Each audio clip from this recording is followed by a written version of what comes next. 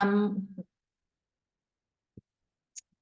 Welcome to Let's Talk Tiny, a deep dive into microplastics with author Matt Simon. He's written a book called A Poison Like No Other, How Microplastics Corrupted Our Planet and Our Bodies. Next slide. So this event is being hosted by the Surfrider Foundation's San Diego chapter and the North County Climate Change Alliance. And we'll talk a little bit about both organizations in a bit. I'm Janice Jones. I am Rise Above Plastics co-lead for the San Diego chapter of the Surfrider Foundation, and I'm also on the board of the North County Climate Change Alliance.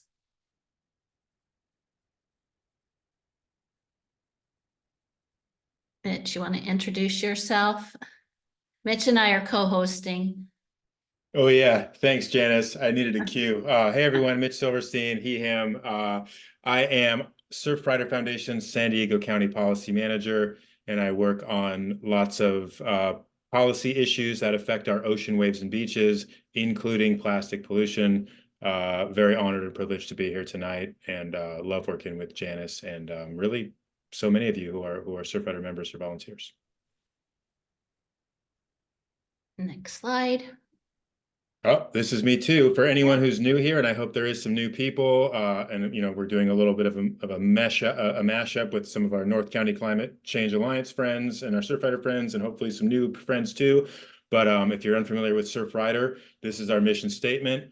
We are dedicated to the protection and enjoyment of the world's ocean waves and beaches for all people through a powerful activist network. We've got chapters all over the country and even in some other countries in coastal regions specifically, including the Great Lakes. And most chapters are volunteer based. And then our main office is in San Clemente. And all of us staff, including me, really work hard to support not only action that protects our coast and ocean, but also to support volunteers and getting everyday people involved in protecting what they love too. And the North County Climate Change Alliance is also volunteer driven. It's grassroots, nonpartisan, nonprofit. It's located in the northern part of San Diego County, but anyone, anywhere can participate in discussions like the one we're having tonight. The goal is to empower and educate people and to inspire people everywhere to take action on climate. And some of our North County Climate Change Alliance friends are here as well. So hi, everyone. Next slide. So Matt, our special guest, we are so lucky to have him speak with us tonight. I'm a huge fan. He writes for Wired Magazine. He has articles in Wired Magazine about plastic pollution, but also about climate, environmental issues as a whole. He focuses on biology, robotics, climate change, and microplastic pollution. His book, as we already mentioned, is an eye-opening exploration about the plastic pollution crisis, and Kirkus Reviews calls it an urgent call to action aimed at curbing the introduction of microplastics into the environment. I'm going to let Matt take over, but before he does, just to mention that please post your questions in the Q&A. Mitch and I will try to answer them as we're going along if we can, but then we'll also have time to ask Matt questions at the end of his presentation. Anything else, Mitch, before Matt gets started? I don't think so. I don't, I'm not a professional at Zoom webinars, just letting that out. So I don't know if people, if they post questions in the Q&A, if that is something that everyone else sees. Just wondering this is actually our first time hosting a webinar. So you just full transparency, you are our guinea pigs. And so any of your feedback is welcome. I think if you post in the chat, it's only going to be visible to Mitch and Matt and I, but if you post in the Q&A, we'll be able to see those questions. So we'll see what happens. And if we need to make adjustments to the setting as we go along, we'll do that. Yeah, maybe can someone, can an attendee, Ron, Oh, John, someone, can someone Mark, just our throw friend something in the Mark, chat? my Rise Above Plastics co-lead, just put in the Q&A, here is a test.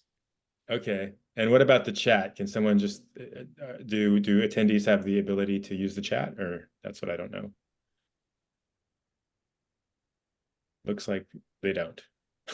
All right, so Q&A it is. All right. Thank you. Thank you, Mark, John, Kathleen. Thanks, everybody. We see those. Yeah. All right. Okay. So Sorry about that awkwardness, Matt. We'll let you take the helm now. No, no problem at all. Thank you very much for having me. It's an honor and pleasure to be here. Apologies if I sound froggy, and if I'm coughing as I'm getting over some sort of bug. Um, Maybe microplastic pollution in my lungs. I don't know. Probably a combination of both. No, the microplastics certainly aren't helping.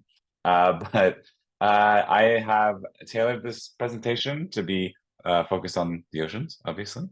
And I'm going to do kind of a speed run here so we can leave as much time as we can for questions, which I love answering. But hopefully I will clear up some things in the course of the presentation. So I'm going to share my screen here. Okay, all good? All right. All good. Yes. Great, thank you. Okay, so yes, microplastics. This is going to be a bit heavy, forewarning, but I wouldn't have it any other way. It'll be hopeful at the end, I promise you that. So to begin with, I think it's important that we first of all talk about some definitions. We are all very familiar with macroplastic, the big stuff, the bottles and the bags, macro with an A. A macroplastic breaks down over time and it becomes, as classified in science, a microplastic when it gets smaller than 5 millimeters, and that is about the width of a pencil eraser. So the largest of microplastics you can actually see with your naked eye, but they do get much, much smaller. So over time, they break into smaller and smaller bits and eventually get down into the nanoscale. So we now have this thing to contend with called nanoplastic, which is typically, there's some argument over how that should be defined, typically defined as smaller than a micron, so a millionth of a meter, which is obviously way too small to see with the human eye. But that is now getting down to the scale where they can not only just get into our bodies, but can actually break into individual cells. So we have probably here all seen images like this from beaches, these little bits of plastics that, again, think of a bottle or a bag, any other kind of plastic floating around on the open ocean as pre-microplastic. It will break down over time into a galaxy of smaller particles. So we have to worry, first of all, not only about the particles themselves, what they can do when they can get into essentially every creature on the planet at this point. That's how widespread they are. But what the chemicals are inside of them. So I keep forgetting to update this slide. This was a study that a couple of years ago found that at least 10,500 different chemicals have been used in plastics. A more recent study has bumped that up to 12,500. Both studies found that a quarter of those chemicals are known to be problematic. So either they're outright toxic or they're persistent in the environment. You probably heard a lot about these forever chemicals. In recent months, there's a lot more research coming out on those. Plastics are packed with those sorts of chemicals. So when you have them floating around on the open ocean or swirling down through the water column, as they break down, as they're bombarded with UV light and heat and cold, they leach out those chemicals. And that not only poisons whatever is in the vicinity, but then the particle itself can get into a creature that might be small enough to actually choke on it. Like you would think that a plastic bag would choke a sea turtle or something like that. So we've also probably all here heard that microfibers are a major source of microplastic pollution. So 2/3 of clothing now is made out of plastic. So polyester, nylon, these sorts of things. When you do a single load of laundry, millions of these fibers can break off of the clothing and then wash out to a wastewater treatment facility. That facility, just by accident, sequesters about 90% of those microfibers in this product called sludge. Sludge is human waste that is then used as fertilizer. It's spread on fields. When winds come along, those fields dry out and it kicks up those microfibers into the atmosphere. The remaining 10% are flushed out as effluent. That goes directly into water bodies, rivers, lakes, oceans. That is why we are finding so many microfibers in particular in the environment. Think of microfibers as like a subclass of microplastics. It's plastic all the same. They're just long and thin and fibrous. Another source that I didn't really even think about until I was writing the book is that when you're driving a car for years and years, you got to replace the tires every once in a while, right? Why? Because it's abrading. These are the forces that are very good at breaking apart plastic, heat and friction. So tires used to be made out of natural rubber from the rubber tree. That is no longer the case, hasn't been since World War II. It is now a synthetic rubber. It's a variety of plastic, and it is loaded with all kinds of really gnarly chemicals. You have probably heard in recent years that there was some detective work that scientists were doing up in Washington State. They were having mass die-offs of salmon in rivers up there after the first rains, and they went back and did some analyses and found that it was the tire particles washing off of roads and into those bodies of water, leaching out a particular chemical called 6-PPD, which is highly toxic to salmon in particular, and kills them outright. Follow-up studies have since found that to be the case for other species of fish as well. So this is probably a much larger problem worldwide than we know so far. I got a bone to pick with lawns in general. Apologies to people with lawns. I find them unnecessary ecologically. In addition to they raise the temperatures in neighborhoods as well. Fake lawns are even worse because they are not absorbing water really. They are also sometimes loaded with what you can see at top in the football, aka soccer pitch. When you want to get a nice feeling fake lawn, you load it up with these tire particles to make it spongy. You can find pictures online. I should find one and put it in this slide. I don't know why I haven't yet. Of this sort of black goo washing off of fake football fields into water bodies. Please do not get a fake lawn. It is in no way good.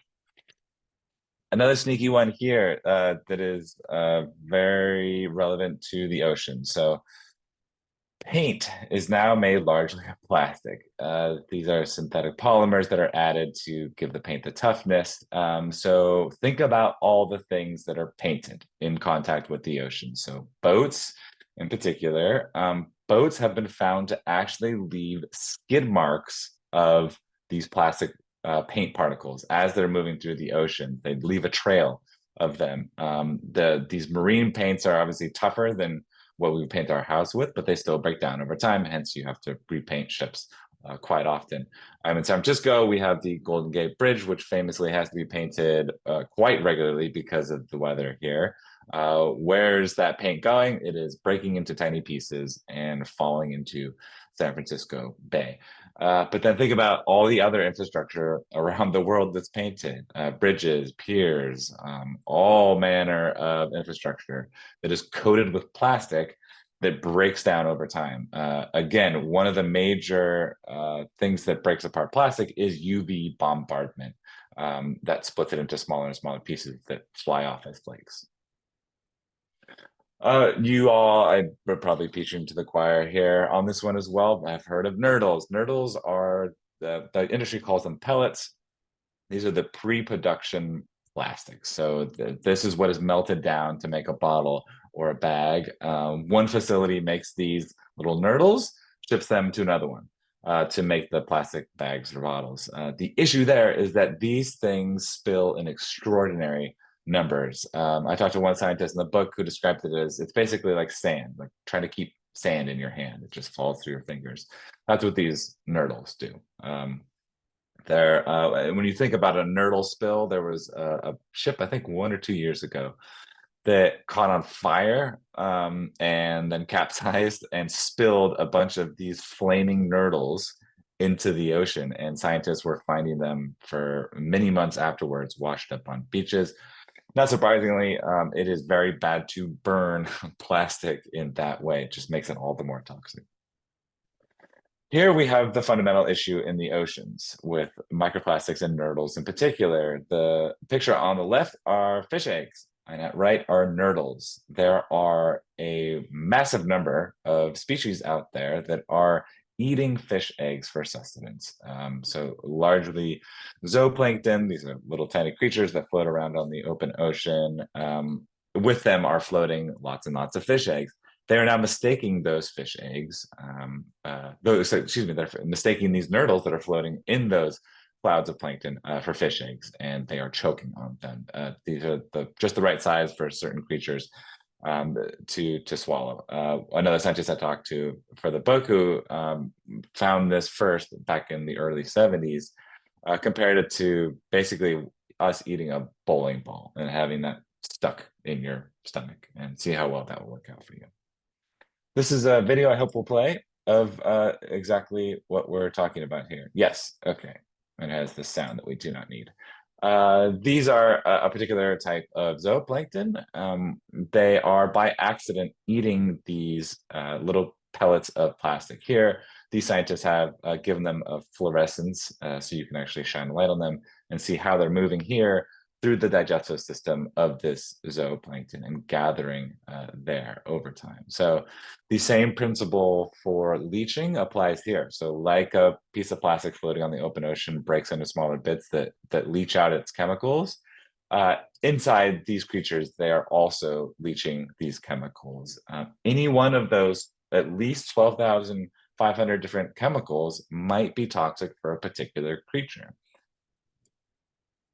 Another more subtle and I think fascinating and a kind of horrifying way to think about microplastics is copepods here. These are crustaceans that are also part of the planktonic community. These researchers fed them these little pellets of microplastic. You can see at top, that is what a copepod pellet poo looks like when it is loaded with microplastic. And then at lower left, you can see it fluorescing as well. So the issue here is that these sorts of zooplankton are a fundamental player in the carbon cycle in the oceans. The oceans have in large part saved humanity from itself. It has absorbed something like 90% of the extra heat that humanity has put into the atmosphere, but it's also sequestering a lot of our carbon. When phytoplankton grow at the surface, they sequester carbon. These plankton eat that phytoplankton, sequester that carbon in their stomachs, poop it out, and it sinks down the water column, oftentimes reaching the very bottom of the seafloor where it's locked away for thousands of years. What these scientists found is that if you feed them a lot of microplastic, and we know that they are eating substantial amounts of microplastic in the wild at current concentrations of microplastics, it changes the buoyancy of those pellets. It makes them sink slower. So why is that important? That's important because there are a lot of other creatures up and down the water column that eat this for sustenance. They pick it apart before it is able to reach the seafloor. If you're slowing down that pellet, you're giving those creatures more time to consume that carbon and keep it in the upper water column, keeping it from getting down into the depths where it could be locked away for thousands of years. There's very new research, but look out for more, that microplastics aren't just affecting the organisms themselves, but their excrement, and that is in turn affecting the carbon cycle. Another good study, this came out, unfortunately, just after the book came out, I wasn't able to include it. This was a study that found a new disease in seabirds. They're calling it plasticosis. So seabirds are consuming, just by accident, just their daily feeding, because there's so much plastic in the ocean, they are eating a lot of synthetic particles. So they found not only the bigger particles that you can see at the left near the bird in the stomach, but also these embedded microplastics in their organs, which gives yet more evidence for something that we have been seeing in other studies, is that when microplastics get into an organism's body, they don't just stay in the digestive system. They move through the walls of the digestive system. This is called translocation. Then they wander through the rest of the body. So what these researchers found was severe damage in the kidneys and spleen. And that indicates that microplastics can be mobilized throughout the body. This is causing a new disease in birds called plasticosis, which is a truly sad state of affairs for planet Earth, that we have created this new disease for birds. So, as you might have imagined from all of this, the oceans are highly contaminated with microplastics and nanoplastics. So when you hear here, like I'm citing here, 8,300 particles per liter of seawater is a lot. But this is an extremely important thing to keep in mind when you're digesting microplastics news that's coming out more and more. Any figure you hear is probably a severe underestimate. And that is because the vast majority of microplastic studies have only been able to look down to a certain size. They're not looking at the nanoparticles. It is very difficult and very expensive to get the right equipment to do that on the nanoscale. It's possible, but not everybody has been doing it. So when you hear 8,300 particles, there are way more particles in that water in actuality. Scientists are finding that as you get smaller, the counts of the particles go up exponentially. So there have been other studies, like in I believe in the Swiss Alps, where they were actually collecting the nanoplastics falling out of the sky, because this stuff is atmospheric as well. You could be standing on a spot and millions of nanoplastics would be falling on your shoulders. This is a fundamental component, not just of the oceans, but of the atmosphere now as well. And we are now finding lots and lots of plastic particles in ocean sediments. And this actually provides us a kind of a fascinating window into how this has changed throughout time. So this was actually done off the coast of Southern California, where you all are. These researchers went through ocean sediments. You can drill down and take a core. Where you pull up the plug, shows you year after year what was deposited. So they can go back, in this case, to the 1940s, and found that since then, the microplastic particle counts have been growing exponentially in those sediments, which means that the microplastic concentration in the oceans generally has been increasing exponentially since the 1940s. And rightfully so, while we were focused on reducing macroplastic pollution, so bottles and bags and that sort of thing, microplastics and nanoplastics have always been a problem. They have just flown under the radar because they have been difficult to study and overall just detect. When we're talking about microplastics and nanoplastics in the ocean, we also have to talk about this unfortunate but interesting new ecosystem on planet Earth. This has been called the plastosphere. So as these particles are moving through the environment, they're gathering up this really complex community of microbes, as you can see in these scanning electron photographs over here at right. What I find actually the most interesting here is C at lower left. It looks like a lollipop. There's an inset image there. That is bacteria probably growing on that other organism. So it's organisms upon organisms, all forming this really interesting community that changes over time. So as a microplastic comes out of a wastewater treatment facility, it has a obviously human-centric gathering of microbes. As it moves through the oceans, others come and colonize it as well. At lower right, those looks like little dots, little spheres. Those are probably some sort of bacteria that are digesting the plastic. They've evolved to digest plastic. You can see kind of a little pitting there where they're all sitting. So it's this super complex community that unfortunately does contain a lot of human pathogens. Scientists have been finding, like in particular antibiotic resistance bacteria. Others have found Vibrio, which is a kind of bacteria that is the one that causes seafood sickness in humans as well. So this is not just staying in the oceans either, by the way. Other scientists have found that as bubbles come up from the ocean, they gather a bunch of organic material, so like bacteria and viruses that are naturally in the ocean, but they're all now gathering up microplastics as they're coming to the surface. So when they do, they pop and they fling that gathered material into the air that then blows onto land as a sea breeze. So when you are breathing in ocean air, you are breathing in microplastics that have been traveling around the oceans. Likely microplastics that started in a washing machine, washed to a wastewater treatment facility where they were mixed with all kinds of other human waste, and then eventually flushed out to sea. So fun little thought experiment for you that I'm sorry to have put in your head. So as I mentioned, also this stuff is now fully atmospheric. I, for the book, went to a remote mountaintop in Utah with a scientist who has this instrument that you can see. These are buckets. When it is raining, one bucket is open and gathers the stuff that's falling out of the atmosphere that way. You can see there's a kind of a lid. When it's dry, it flips over and collects what is falling out of dry air. So you can now get a handle on how much microplastic is in the ocean. So she has a bunch of these instruments situated throughout the remote American West, far away from human cities.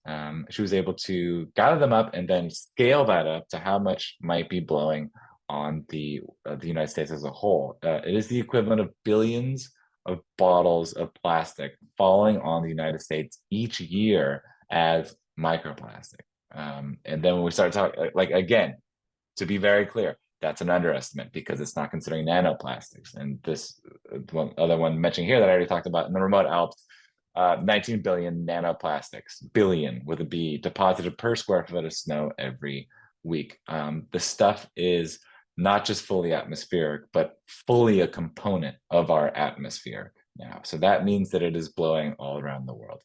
You can ask any microplastic scientist, is there any place left on the planet that is untouched by microplastics? And they will tell you no. It is all contaminated. They're fighting in Antarctica and in the Arctic. You can be an uncontacted tribe in South America and microplastics are falling on your head. So we have this sort of microplastic cycle come into view. At left, you can see the sea spray that I talked about. This is from the same scientist that I visited in Utah, the sort of modeling study that she did here. She found that at least in the Western United States, 11% of the microplastics that are in the air floating above us come from that sea spray. So from those bubbles popping and flinging the microplastics into the sky. So you also have soil emissions, that is from the microplastics that have been spread with the sludge onto our fields, but also landfills as well. You see this really interesting, I think, figure, 84% coming from road and braking emissions. That is not necessarily, that's separate from the urban centers here that she figures only accounts for 0.4% of the microplastics flying into the atmosphere.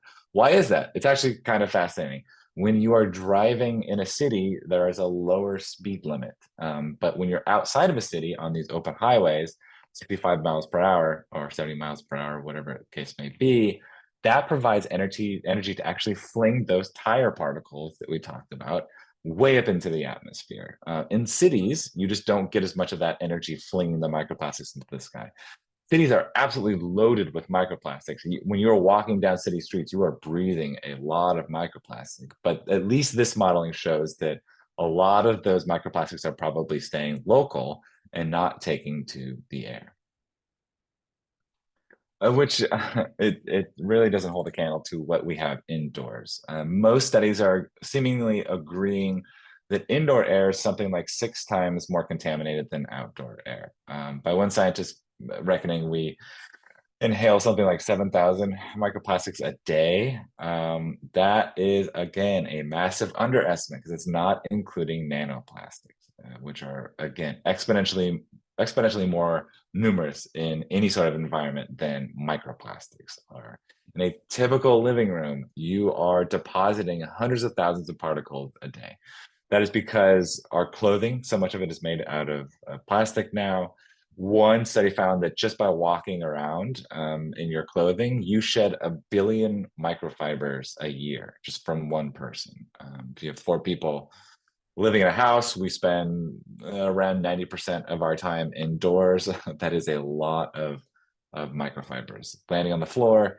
When you walk around, you kick up that dust and then inhale it. But then that's to say nothing of all the other stuff around us. Carpeting is made out of plastic, chairs, sofas, in addition to all the plastic products around us, plastic bags from the kitchen, that sort of thing. We fully surrounded ourselves with it, and that is why indoor air is supremely contaminated with microplastics. And then just to kind of bring things together here, I wanted to, graphs are inherently boring, but these ones are interesting, I promise. These are from, just first of all, just charting here, the exponential rise in the production of plastics since the 1950s.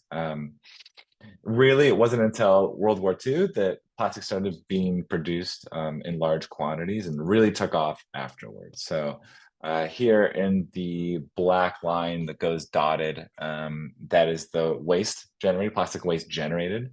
The unfortunate blue line down at bottom is how much plastic has been recycled. So at the moment, it is probably around 5% of plastic in the United States is actually being recycled. Recycling is an abject failure in its current state. I would love for it to have actually worked, but because it's based on a model of profit, it is much cheaper to produce virgin plastic than it is to just go through the effort in recycling the stuff. It's just a busted model that should have never been set up that way. We need recycling on a big scale, but first and foremost, we need to just reduce the amount of plastic that we're producing in the first place. Excuse me. Here, returning to that study of the sediments off the coast of Southern California, here is that exponential rise in the contamination of those sediments charted over time. And mapped perfectly over that is the production of plastic. The more plastic we produce in exponential form, the more exponentially contaminated the environment gets. The reality of the matter is that by 2050 or 2060, the plastics industry is going to triple production of plastic. We are currently producing 1 trillion pounds of plastic a year. So that's 3 trillion pounds in the coming decades. And the planet is just incapable of handling that sort of load. And just the last graph here, which I hope have been interesting so far because I promised they would be. This is mapping yet another layer of data. So the sediment that we just talked about is in the dotted gray line. The production of plastic is in red. Those yellow triangles are from another study here that went back through museum fish specimens and got permission to dissect them and pick out all the microplastic particles they found. Here, charted again pretty well with the exponential production of plastic and the exponential contamination of sediments off the Southern California coast is the exponential contamination of fishes. These are freshwater fishes, by the way, taken from the Great Lakes. It's just another layer of evidence that we cannot keep producing plastic at this scale if we want a livable planet Earth. Layering on top of the climate change that is just like shaking all these ecosystems to pieces. All right, that's a lot, I know, and I want to talk about solutions because there are many. It's a daunting problem because of all of these sources of plastic that we just talked about. It is coming from a lot of places. So very quickly here, up at top left is a special filter you can get for your washing machine, which captures, I believe they say 90% of the microfibers coming out of your washing machine. I have not independently verified that, but you replace this filter every once in a while, ship it back to the company. They then turn those microfibers into building insulation. So it's a way to kind of trap those microfibers as permanently as possible. It's not a perfect system because you are using up carbon emissions by having them ship the filters to you and shipping them back. But it's the beginnings of a sort of system that we're going to have here going forward, that ideally we mandate that all washing machines have these filters built in. It should not be our responsibility as consumers to slap these filters on our washing machines. By the way, I don't know if I'd be able to do that myself. I'm not particularly handy. Shout out to my dad who did that for me. Thanks, Dad. Then at right, one of my favorite technologies in the universe is the humble rain garden. So this is a very simple roadside ecosystem, a bit of greenery that does so many things beneficial for a city landscape at once. Reduces air temperatures because those plants are producing water vapor that cools the landscape. It provides ecosystem services. It attracts native pollinators, reduces floodwaters. And then scientists are now finding that it also captures something like 85–90% of the tire particles that are flushing from roadsides into these rain gardens. So it's kind of a natural way for us to keep those particles from eventually flushing to a river and then eventually into the ocean. And then even farther upstream, we can go here at lower right, is a device that's under development by this startup called the Tire Collective. I believe they're based in the UK. This slaps on the back of a wheel and collects those particles that are flying off of it into this little cartridge. And they're thinking that maybe one day you go get your car's oil changed. I mean, ideally we're all driving EVs by that point, but like they switch out your air filter, they would switch out your microplastic filters from your tires. You're collecting it closer to the source than if you're letting them flush into a rain garden, which is not to say we shouldn't have both. We certainly should. And then finally, my favorite piece of technology of all time. This is Mr. Trash Wheel. You're probably familiar. He's famous. He's a barge in Baltimore Harbor, at least originally. They've been spreading around the world. This is a very simple technology. There's kind of this boom that stretches out into the mouth of the river, collects floating plastics. Mr. Trash Wheel gobbles them up, and then you cart them away, ideally to recycle them. So we should have these in every river on the planet, quite honestly. You are not catching the stuff that is floating below the surface, including a lot of the microplastic, but it is going a long way from keeping those macroplastics, the bottles and the bags, from escaping into the ocean and then eventually becoming microplastics and nanoplastics. And then just like, again, not to sound like a broken record, we got to stop with all this goddamn plastic. It's madness that we are single-use wrapping cucumbers, which have their own skins. Why? Well, I just don't find that particularly necessary. You can have things like this coffee that I found at my local market that's in a glass jar. Why isn't all coffee in a glass jar? I understand that there's a gas problem. As it ages, it releases carbon dioxide, and that's why they have the vents on the bags to keep them from exploding. I'm going to bet that engineers can come up with a system to keep these glass bottles from exploding, so we are not using so much plastic. Just to reiterate, the exponential rise in the production of plastic is directly responsible for the exponential rise in the microplastic contamination in the environment. This is why it is so important that we make progress on an international UN treaty, which is currently under negotiations, which, if you can believe it, the United States, among other nations, is trying to water down because of their plastics industries. But we need a mandatory global cap on the production of plastic, because plastics activists and plastic scientists roundly agree that is the only way out of the mess.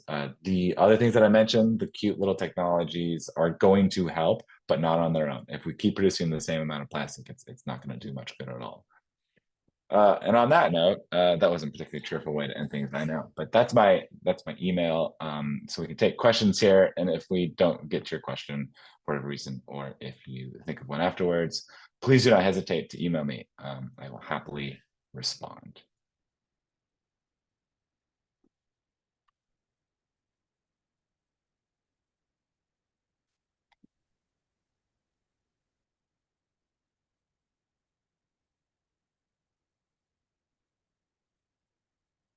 All right. Well, thanks so much, Matt. Really appreciate that. I'm going to stop the screen share. Again, I have no idea what the webinar attendees are seeing or not seeing right now. Maybe it's us three, maybe it's just you. I don't know. But I'm going to start kicking off some questions. We definitely got a few.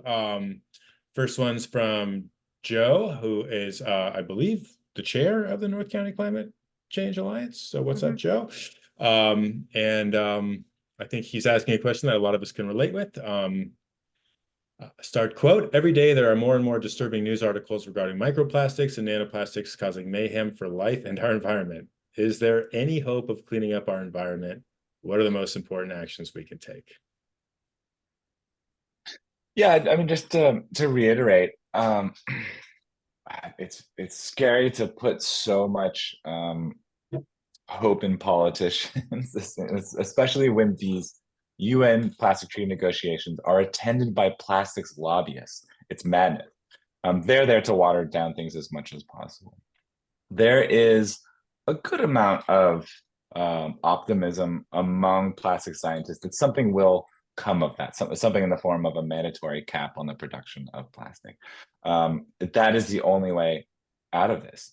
We simply cannot let the production triple in the next couple of decades. That it'll be more catastrophic than it already is. And when I talk about microplastics in the environment, we are seeing with current concentrations of microplastic in the environment, we are already seeing negative impacts on organisms like the salmon that I mentioned and the zooplankton that we saw the video of. We are seeing that on the organism scale and on the ecosystem scale. If you're losing salmon and mass die-offs, that is having a major impact on the ecosystem, in addition to the carbon cycle implications that we talked about. That is current concentrations of what we have now. If we triple production by 2050 or 2060, depending on your estimate, we're tripling the amount of microplastic, not only in the oceans, but in the air that we breathe.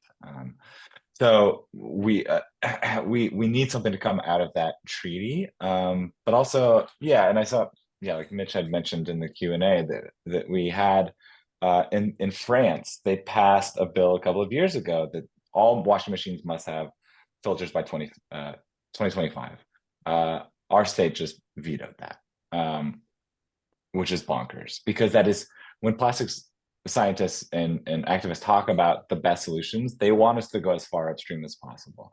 The farthest upstream is reducing the amount of plastic that we're producing. Farther downstream is having these filters on our washing machines that we can safely dispose of the microfibers before it washes to a wastewater treatment facility. The farthest downstream we can go is trying to collect it once it's out there. There's not much hope for that. I'm all for beach cleanups. I think beach cleanups are great, but I'm even more for beach cleanups that are funded by the plastics industry. And I'm all the more for interventions that are always funded by the plastics industry. The recycling industry should be huge, funded by the plastics industry that has created this crisis.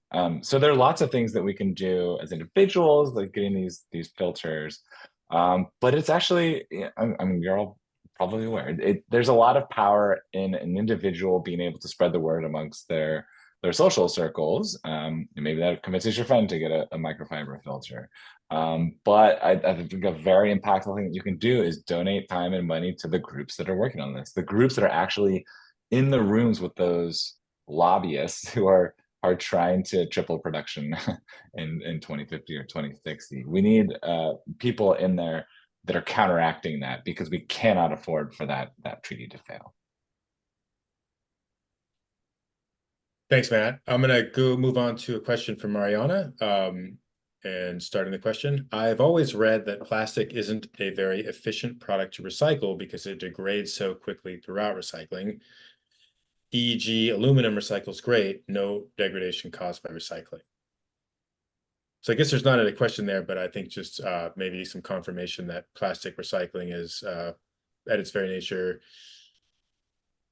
not great. Yeah, it's an important point. It's depending on the plastic, you can recycle a plastic 2 or 3 times before it degrades to the point where it's not recyclable anymore. The other issue that doesn't get as much attention, I don't think, is that plastics are much more complicated now. So plastic bottle, fine, easy enough to recycle. but there are now these kind of multi-layered pouches. So like for baby food, different kinds of plastic like sandwiched together, extraordinarily difficult to recycle. And virtually impossible to recycle profitably. And again, this is a profit-driven industry. I mean, and there are countries that are doing this well. Germany does recycling really well because it's not a for-profit system. They have gotten very serious about it. The thing I worry about though is that it's kind of like the moral hazard around like carbon capture, where people worry that if we're able to remove carbon from the atmosphere, it'll give the excuse to fossil fuel companies to keep producing as much fossil fuels as they want because there's this way to suck it out of the atmosphere. Plastic scientists are worried that if we're going to hype up recycling a lot as the solution, it will allow the plastics industry to keep producing as much plastic as it wants. And in fact, that is like they have made no secret was that was the strategy all along. They tried to sell us on recycling decades ago as a problem that we created. It's our fault as consumers that so much plastic is escaping into the environment because we're not recycling enough of it. All along, they knew that recycling didn't work, but it allowed them to keep producing as much plastic as they wanted. So yeah, there's technical considerations around recycling, but also these economic and social considerations as well that make it not the solution. It's a part of the solution, not the solution. Thank you. Well said. Next question is from Marion. Recent news has said that cancer is on the rise in younger people. Do you think that plastic pollution could be a cause? Are scientists looking into this? And then I'll just follow that up with another question from Mark O'Connor. He read probably that same article, and he's wondering the same question. Are they studying the correlation with all this plastic in us? Cancer is a super difficult one to do, right? Because there are unfortunately so many causes of cancer in our modern society. We are surrounded by plastic, right?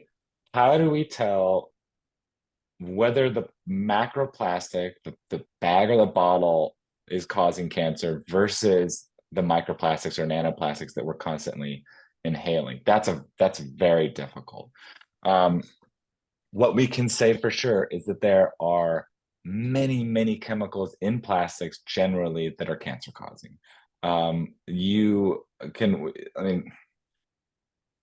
The other issue is that, like I mentioned, you can be an uncontacted tribe in the Amazon and you're contaminated with microplastic because you're breathing what is falling in the atmosphere. You can't do a study of microplastics where you compare different groups for their contamination, right? We are all contaminated in our own way. There's no group where you can say, oh, they haven't been. Let's compare people who have inhaled a lot of them to them. But what we can say is that you in the lab, you apply microplastics and nanoplastics to human cells, highly toxic, lung cells in particular. They have also been able to look at certain occupations. So people who've worked in textiles, synthetic textiles, have much higher rates of respiratory and digestive cancers because they're, first of all, breathing it, but also swallowing a lot of it to go through the digestive system. We are not, as you and I, inhaling that many microfibers, synthetic microfibers, but we are inhaling a lot. So the question now is, first of all, how do you tease apart what is the contribution of macroplastics versus microplastics? But then how much microplastic and nanoplastic is going to be too much for the human body? We know that we're all contaminated in our own way. It's in all of our tissues. It's in our blood, placentas, heart, guts, obviously. And then the other bit that we can do is this study actually came out, I believe it was just last week.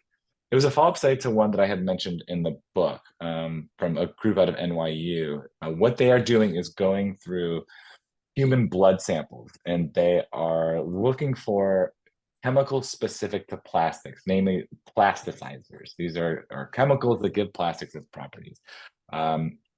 Like fire resistance and malleability and toughness and these sorts of things. They can then correlate that with the health problems that you are finding in these people. So their first study that I was able to mention in the book found that at least, this is a conservative estimate, 100,000 premature deaths in the United States each year are due to plastic chemicals. The one that they came out with last week, I think their figure was each year, plastics human health impact is $250 billion. I hope I'm getting that right. It came out last week. I wasn't able to cover it. A bunch of other people did. So we have a growing body of evidence that plastics are not just toxic, but supremely toxic, especially because we have been surrounded by them against our will. But that's a very long-winded way of saying that the cancer thing is going to be hard to tease out.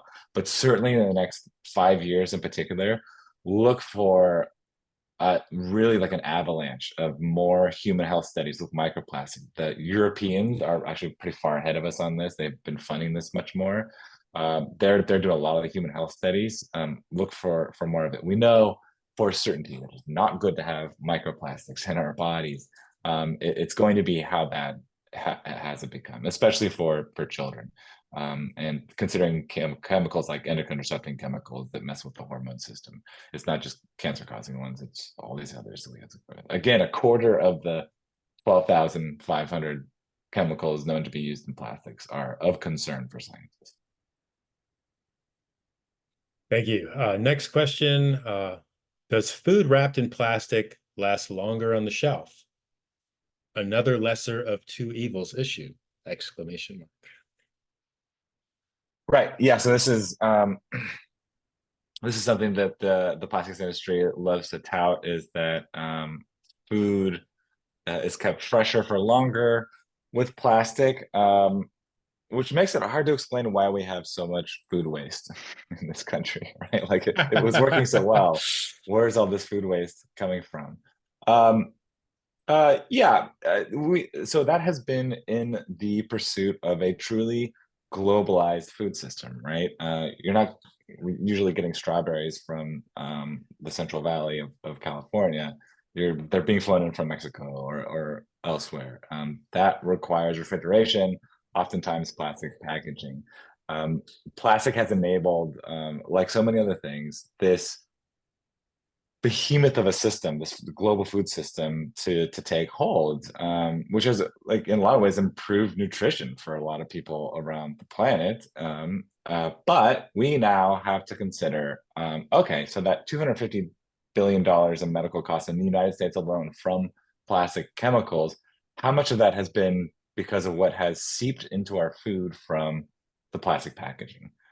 This is as good a time as any to say that you should never, under any circumstances, microwave any kind of plastic. It releases extraordinary numbers of microplastics and nanoplastics into the food, in addition to those leachate, those chemicals that come out of the plastic packaging. So we'll see in the coming years, again, more of these studies linking plastics to human health problems, and a move away as best we can from plastic in packaging. We should be returning to glass and aluminum, these sorts of things. Things like, that bottle of coffee that I showed, things that never needed to be wrapped in plastic. Things were only ever wrapped in plastic to increase somebody's profits. It's about being lighter to ship the stuff around than glass would be, which, like, true enough. But our recycling system is so broken in the United States that we ship huge amounts of our plastic waste that we're supposed to be recycling across oceans into developing countries for them to try to recycle. So how's that for a carbon footprint of your plastic? So no plastic is microwave safe. Do not, no, there's no such thing. It's all terrible. It's all lies. All right. So next question. And that was really appreciate that you kind of took that into more of the global food system perspective. So we got a question from Ronald, who's joining us from near Lake Erie. Very cool. I live very close to Lake Erie in the Great Lakes Basin. Have you seen any studies regarding concentrations in the lakes? This is a major potable water source for millions in Canada and the US. Yes, they're very high. There was a study that I mentioned in the book that looked at denim fibers in particular. These scientists went looking through water samples and also the organisms in those Great Lakes, fish in particular, and found a lot of these these denim fibers. They're blue, you know, that they're easy to pick out, and that is coming from washing machines, which also means that all that wastewater includes a lot of microfibers too. So what's stunning about, I mean, that's pretty obvious because there's wastewater flowing into the Great Lakes and rivers flowing into the Great Lakes, all these sorts of things. You can have a totally isolated lake. They have gone to Tibet and found an isolated lake and done the same kind of study that I mentioned off the coast of Southern California with the sediment. They looked at the sediment of the lake. Why are they finding microplastics there? It's because not because there's a human population nearby that's sending wastewater there, or rivers that are flowing in it from human populations, falling out of the sky. So much of it is in the atmosphere that Lake Erie not only has to contend with what is flowing into it, but what is sprinkling onto it. It is not just the dry deposition that is just always falling out of the sky. It's in rain droplets. It's in snowflakes. There's early research showing that microfibers and microplastics, when they're up in the sky, accumulate water vapor. That leads to cloud formation and changes potentially weather patterns. It's bonkers how much of this stuff is up there. So yeah, the tragic thing here is that no lake on the planet is pristine anymore, especially if you're near human populations. But anywhere where the sky is open, unfortunately, is going to be contaminated. All right, next question is from Pauline, basically hitting at the core of the issue here. How can we slow down the industry or stop it? I think what's going to do it is these human health studies. I think that's really going to turn the tide here, and I think that's already happening. Is that we have long been pitched on plastics being not only this benign material, but this material that makes everything better, right? Makes everything safer, food-wise in particular. When all along it has been a highly toxic material that was never disclosed to us because they never had to. They never had to test these products on us. Like a tire manufacturer, to their credit, I don't think ever expected us to be inhaling little bits of their tires. That is not plastic meant for human consumption, a car tire. No plastic is, but especially a car tire. So I think where we're going to see movement here is an increasing realization among the public that we have been bamboozled here. We have been tricked into, again, only in the pursuit of profit for these corporations, into surrounding ourselves with something that's toxic. We sleep in the stuff, right? Bed sheets are made out of microfibers. That's plastic.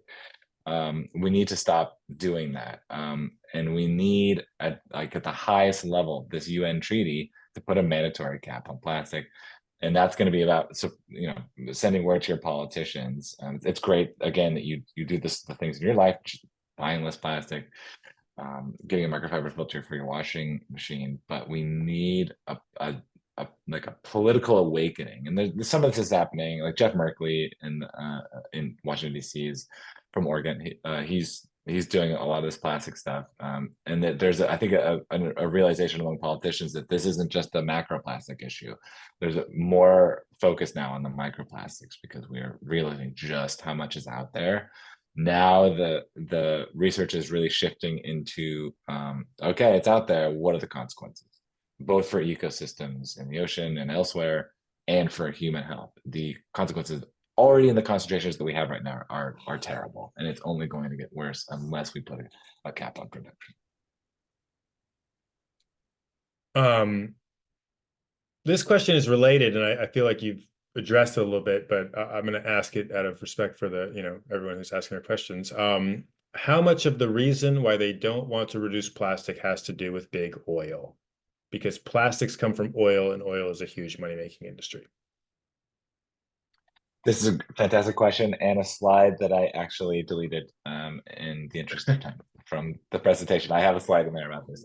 Yes, so 99% of plastics are still made out of fossil fuels. So when you pull oil and gas out of the ground, you make fuel, of course, but so much of plastic is made out of oil and gas. that is in large part there's a carbon backbone to any plastic. That's what makes it so tough. That carbon coming from fossil fuels. That's the easiest, cheapest way to do it. But in addition to all that, there are lots of different petrochemicals that make plastics a plastic. Lots and lots of them. Again, over 10,000 chemicals having been used before. So people have actually modeled this out. If we let the plastics industry keep doing it, I wish I had the slide now. I think they were modeling it by 2030, if I remember correctly. It's in the book, and you can check me on it. The plastics industry, as it grows, will be emitting as much as 615 coal-fired power plants. So it takes energy to pull that fossil fuel out of the ground. It takes energy to process it into plastic, into nurdles, and then to process those nurdles into products. So there's a huge amount of emissions involved in that. And then a sneaker way that this is emitting into the atmosphere is that early research is finding that as plastics break down the environment, they off-gas that carbon, largely methane, which is an extraordinarily powerful greenhouse gas. So now we have to think, well, shit, this stuff is everywhere in the atmosphere. Is it off-gassing carbon while it's up there? And the answer is probably yes. People need to figure out exactly how much, but anywhere plastic is breaking down, it is releasing carbon. So there's the production side of the emissions, which is a lot, but the carbon inherent in the microplastics that are breaking down in the environment also eventually escapes as that piece gets smaller and smaller and smaller. And then we have to think about, okay, well, the dark colored microplastics up in the atmosphere, are they absorbing energy? Because darker colors absorb more energy than lighter colors. Are they heating the atmosphere? One early study thinks that it's probably minimal at current concentrations. Again, if we let the industry keep doing this, it is going to contaminate our environment more and more, which means more effects on ecosystems, but also intricate ways that this interfaces with a carbon cycle. Again, the stuff that's in the oceans trying to escape down into the depths is not doing so as much these days. So yeah, it's a great question. And they always remember that they are not separate industries. The plastics industry and the fossil fuel industry are one and the same. These fossil fuel companies all have divisions where they are producing plastic, intimately linked. So a good follow-up question is, can you speak to government subsidies to petroleum industry affecting the low cost of virgin plastic production? And then sort of in parentheses that they wrote, do they or do they not subsidize the industry? Yep. Yeah, it's like a continued source of bafflement for climate activists and plastic activists is that we are still subsidizing these industries to destroy the planet. When you think about the perverse nature of the way that these companies operate, is that first of all, they have like a legal responsibility to their shareholders to destroy the planet, like to maximize profits.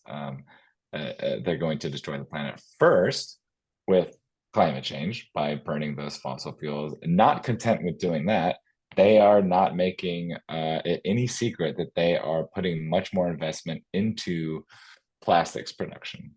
They see the writing on the wall, which is that we're going to be burning fewer fossil fuels as we decarbonize. They want us to use more fossil fuels as plastic.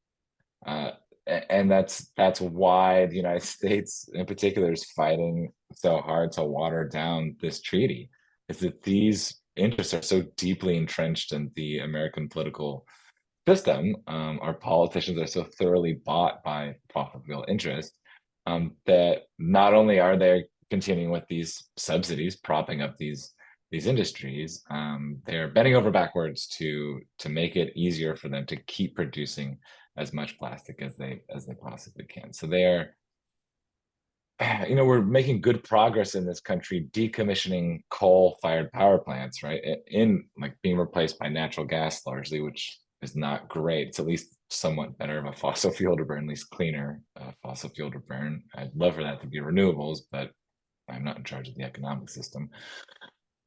We are decommissioning those coal-fired power plants and putting up more plastics factories. It's madness. Plastic is fossil fuel. It's when you see spilled nurdles, it's an oil spill, just in a different form. So the subsidies have to stop. But even more, we need politicians in office that take this properly seriously. That climate change and microplastics are two sides of the same coin. Thank you. So that, again, you may have already just answered this, but another question was, what about all the plastic factories coming online in many parts of the US? Grr. And then the questionnaire clarified those huge plastic production facilities being built along the Ohio River, for example, which I think is what they call Cancer Alley, right? Because it's so detrimental to the health of the residents there. Yeah, I mean, I guess that just quick thing to add there that this is obviously a social justice issue. These factories are being built in low income neighborhoods where these companies think that they can get away with it. But I mean, we already have plenty of evidence that the production of plastic is highly toxic, as you can imagine. More and more evidence that just having plastic around us is toxic. You also need to consider the different components that go into a plastic product. So was it last year or the year before the train derailment in Ohio that spilled the precursor that makes polyvinyl chloride, PVC, the vinyl chloride being the chemical, and then they lit it on fire. Brilliant idea. So yes, it's and this is the sneaky thing is that we have to worry about the factories that are coming online and should not be because we don't need more plastic. Thank you very much.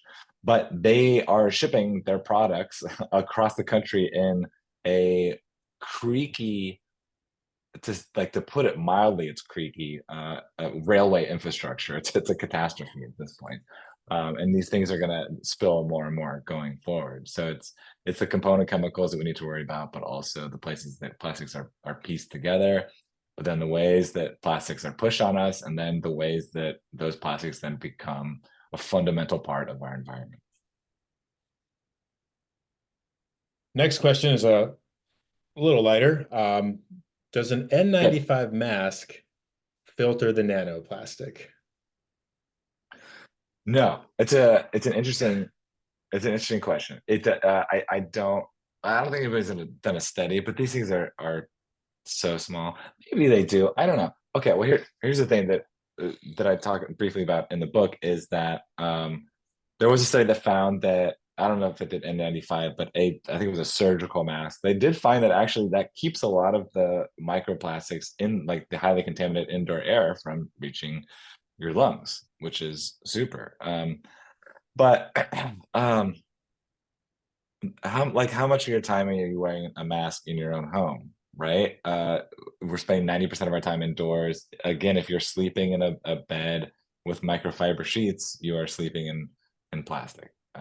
So I make it very clear in the book that we should all be wearing masks because of COVID, just to keep COVID out of your body.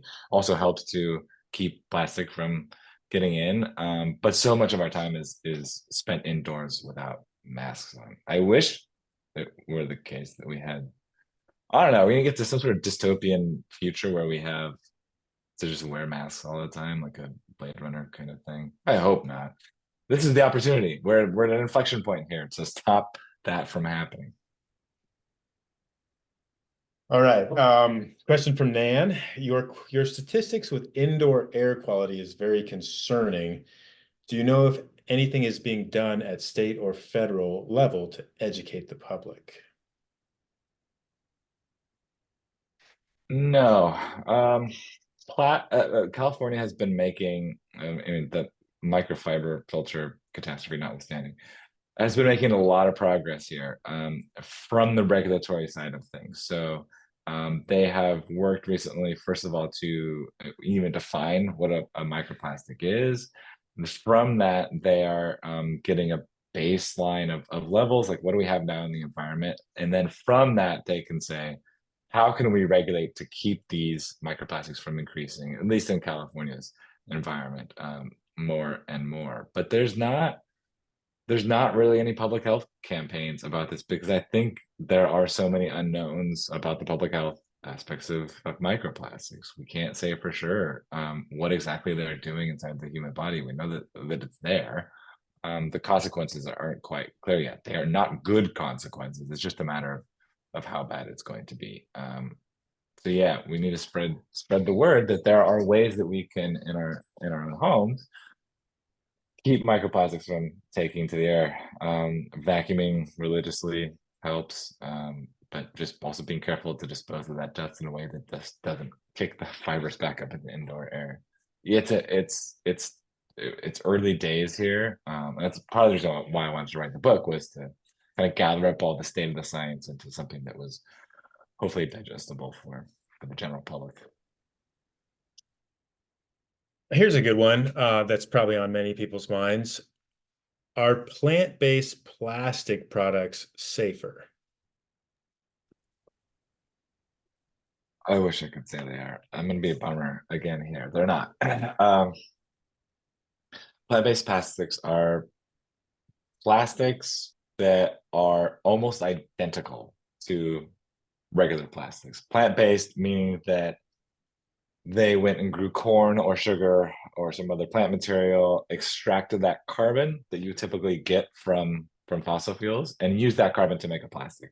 All the other chemicals are there. All the other petrochemicals are there that make a plastic a plastic. If something feels like a plastic, it is toxic. They have not dreamed up any substitute chemicals to make them non-toxic. So again, I'm sorry. I wish I had a better answer for you, like a nicer answer for you.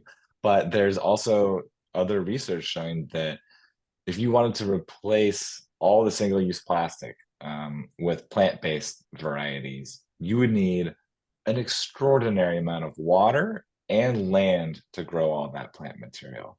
I think one study looked at the single-use plastic in, like, if you wanted to do it just in Europe, you would need land equivalent to the area of France to grow all the plant material. It's not feasible. It's also a way for the plastics industry to greenwash, to say, oh, it's plant-based, it must break down in the environment. Plant-based is not the same as compostable.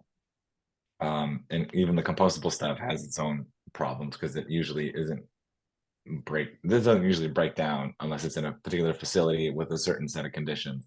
If it escapes into the environment, it persists like regular plastic. It's a mess. There's no such thing as sustainable as plastic, is what I'm trying to say. I wish there were. It's good to have clarity on that. Next question is from Matt. What's up, Matt? Do you think banning plastic bags at grocery stores would be beneficial?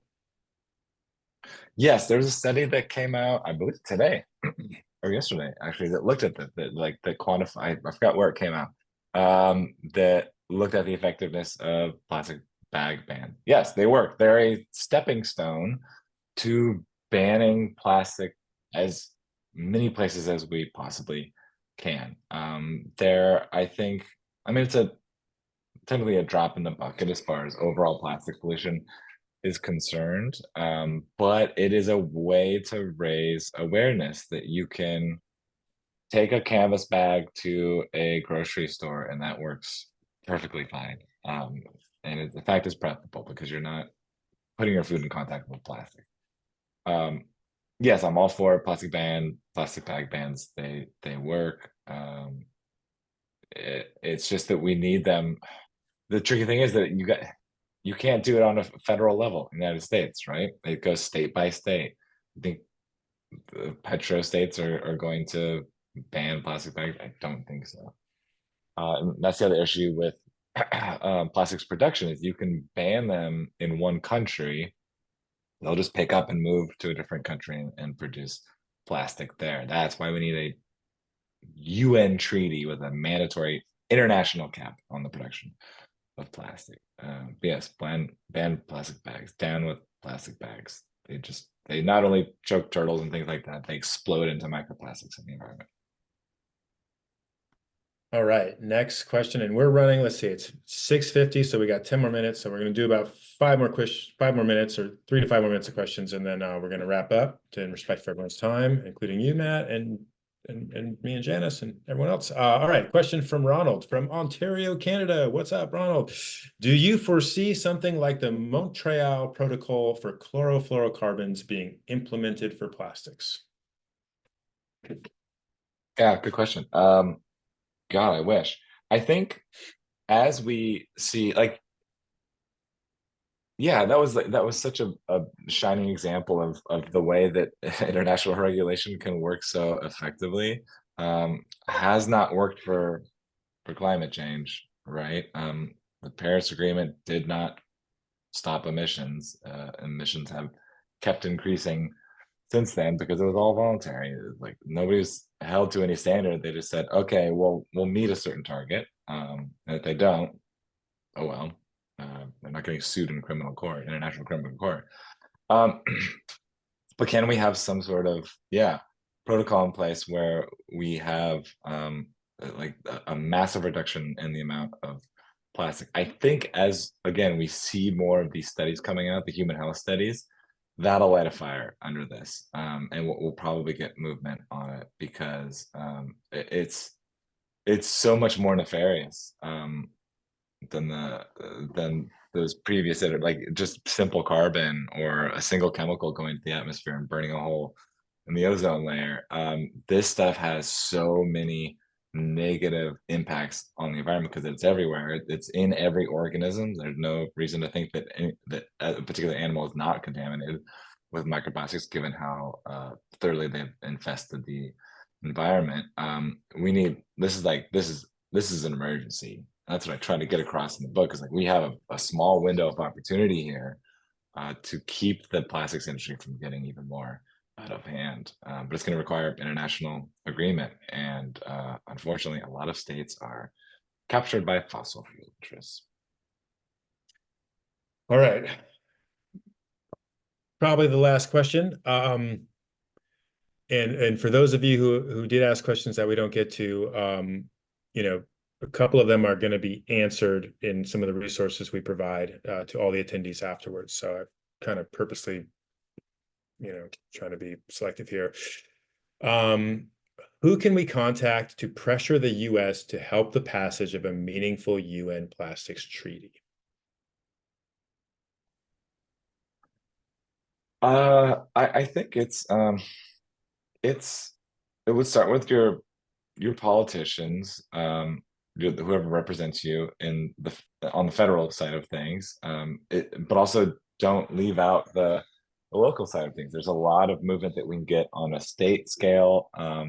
As we well know, what goes in California often goes elsewhere in the years that follow.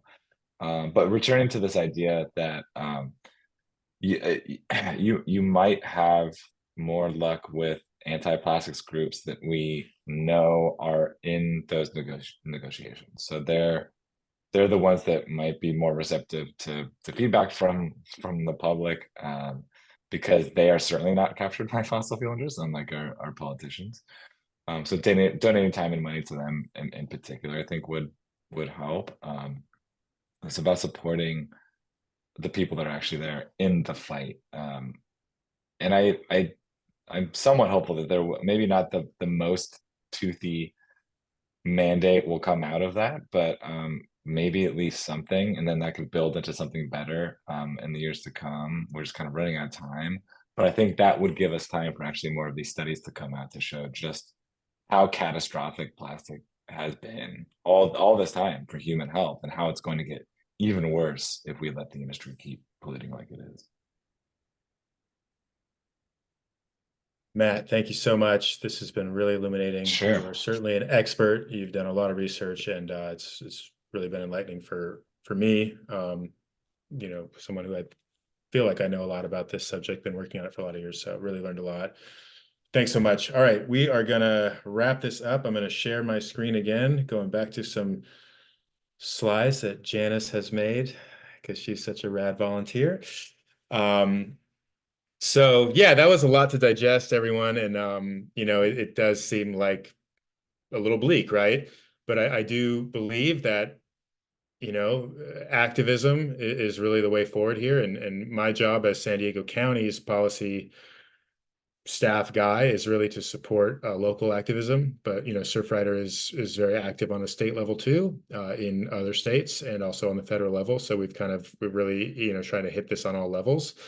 Um, here in San Diego County, for those of you who are local, we certainly invite you to join our Rise Above Plastics committee. Janice, our co-host, is one of the leads of that committee. She's very dedicated and has her I can confidently say that her efforts and the efforts of Mark O'Connor, our other lead, who's lurking on this call somewhere, have led to thousands and thousands, if not millions, of plastic not ever reaching San Diego, because we've successfully worked together to pass a lot of local ordinances regulating problematic single-use plastics. Janice wrote a blog recently that we can share. Janice, if you're able to share that in the chat, that'd be great, since I don't know. Already done. Oh, thank you so much. Yeah, so she wrote "Wrapping Up 2023 with Wrap." It was kind of somewhat in response to a film screening we did in Oceanside in December. That went over many of the main points that Matt went over today, of just how deep this problem is embedded in our environment. And I think, Janice, correct me if I'm wrong, but you did share some information about what people can buy for their laundry machines. Is that correct? I'm going to add that to the blog post. Yes. Okay. Okay. Because that was a question I didn't get to. I saw So that yeah. and I made a note of it, and that's an Okay. excellent suggestion for an addition to what people can do. Okay, great. And then of course, we do monthly meetings on Zoom. Janice and Mark and Jenny, who's also was on this call, typically lead those meetings. We just give an update on our policy efforts and really what our volunteer opportunities are, and really we want to, I think at the end of the day, just support everyday people who care about this, being able to go to their city council, to go to whether it's a state agency or anywhere, and actually do something about it. And a lot of us don't realize, including myself before I got involved,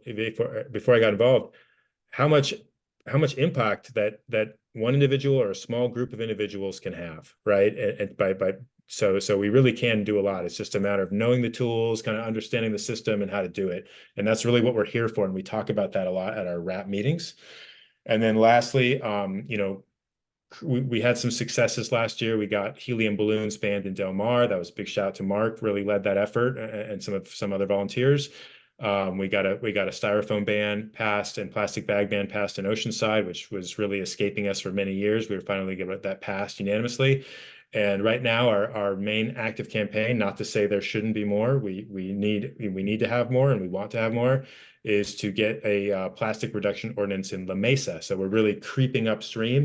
We've been focused on coastal communities, but we want to go upstream as well, because as we know, as Matt has so eloquently explained to us, that really no matter where this plastic is, it's going to end up in our ocean. It's going to end up in our environment.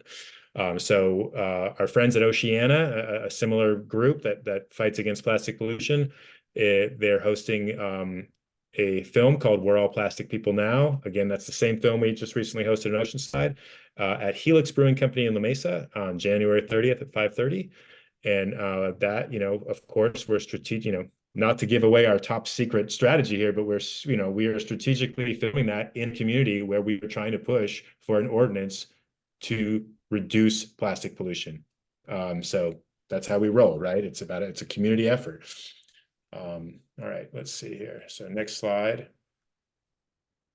Of course, our chapter, Surfrider San Diego, we don't get money from, the bigger Surfrider or anything like that. We are 100% locally funded and supported by people like you who care about what we do and support what we do. So just throwing out this QR code, it's the minimum donation to our chapter to become a Surfrider member is $5. That's something that we did to be more inclusive. It used to be $25, which again isn't a whole lot of money. That was something that had been 25 since the 90s and never actually raised, but now it's only $5. So we really encourage everyone to make it official and become a Surfrider member.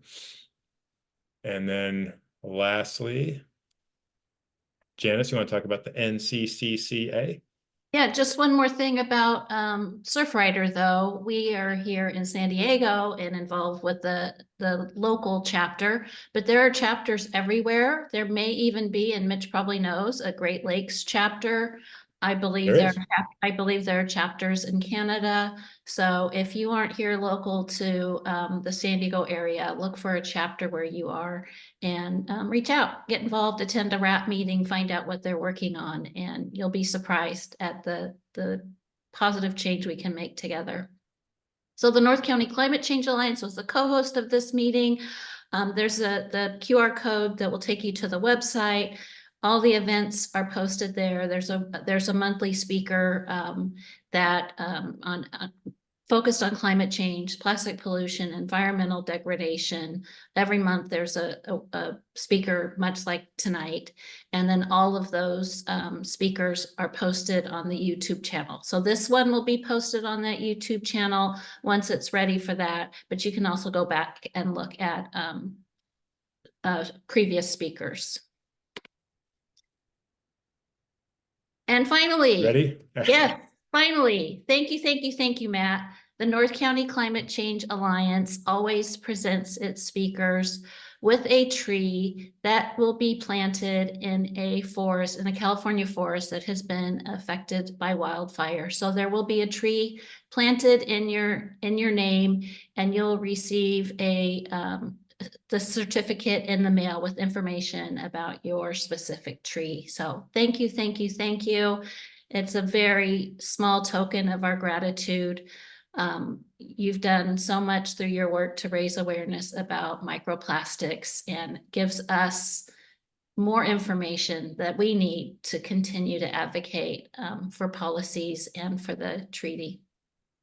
Thank you so much. I'm sure it's a beautiful tree. Thank you.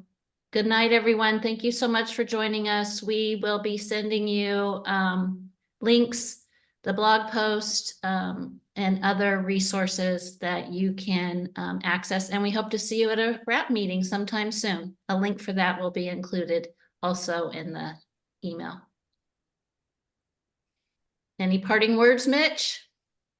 No, I'm just really appreciative that everyone showed up, that so many people care about this issue. Matt, your expertise is just really impressive.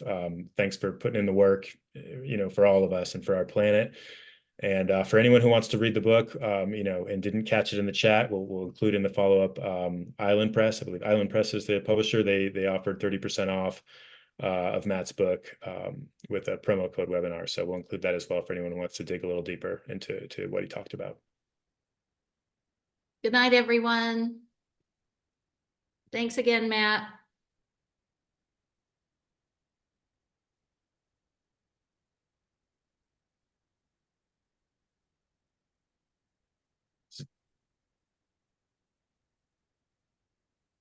People are still here, Mitch, but I was wondering if there was a way that we could capture the Q&A.